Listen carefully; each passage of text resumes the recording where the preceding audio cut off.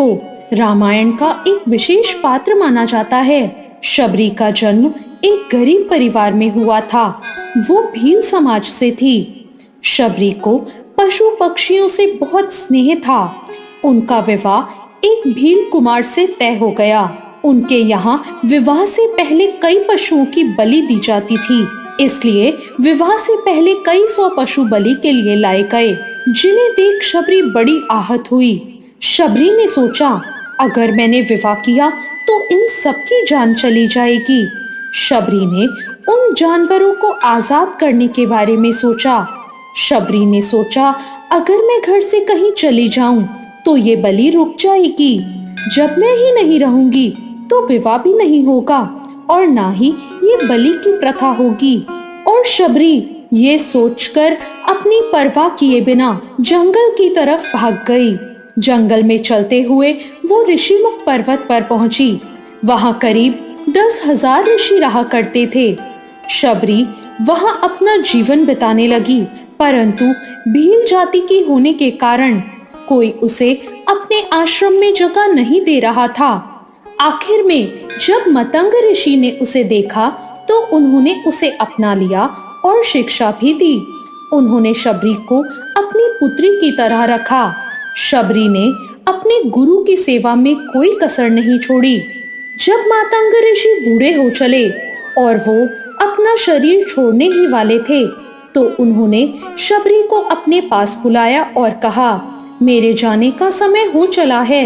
ये सुनकर शबरी बहुत रोई। उसे अपने पिता जैसे ऋषि के जाने से बहुत दुख हो रहा था। शबरी ने कहा, अब मैं किसके सहारे रहूंगी? उन्होंने कहा, तू चिंता मत कर, एक दिन भगवान राम तेरी कुटिया में आएंगे और खुद तुझे इस संसार से मुक्त करेंगे। ये कहकर मतंग ऋषि चल बसे। अब शबरी हर रोज अपनी कुटिया को साफ करती, रास्ते में आने वाले पत्थरों और कांटों को हटाती, ताकि जब श्री राम के आने का समय हो तो उनके पैर में कांटे नहीं चुभे। अपनी कुटिया को फूलों से सजाती और हर वो काम करती जिससे श्री राम के पधारने के बाद उन्हें कोई असुविधा ना हो। शबरी रोज ताजे फल और बेर तोड़कर श्री राम के लिए रखती। हर कोई शबरी को ये करता हुआ देखकर पागल समझता, लेकिन शबरी फिर भी श्री राम की राह देखती रहती। एक बार आश्रम के पास के तालाब में शबरी पानी लेने गई। तभी वहां किसी ने उसे अछूत कहते हुए एक पत्थर मार दिया। अब वो पत्थर जब शबरी को लगा तो उसे चोट लग गई और खून बहने लगा। उसके बहते हुए खून की एक बूंद उस तालाब के पानी में गिरी तो पूरा तालाब का पानी खून में बदल गया। ये देखकर सबने कहा कि पापिन, तेरी वजह से पूरा पानी खराब हो गया। रोज कई ऋषि उस पानी को साफ करने के लिए कई तरह की विद्याओं का इस्तेमाल करते, लेकिन सारे जतन करने के बाद भी वो जल साफ नहीं हो सका। फिर उन्होंने गंगा जैसी कई पवित्र नदियों का जल भी उस तालाब में डाला, फिर भी वो पानी साफ नहीं हो पाया।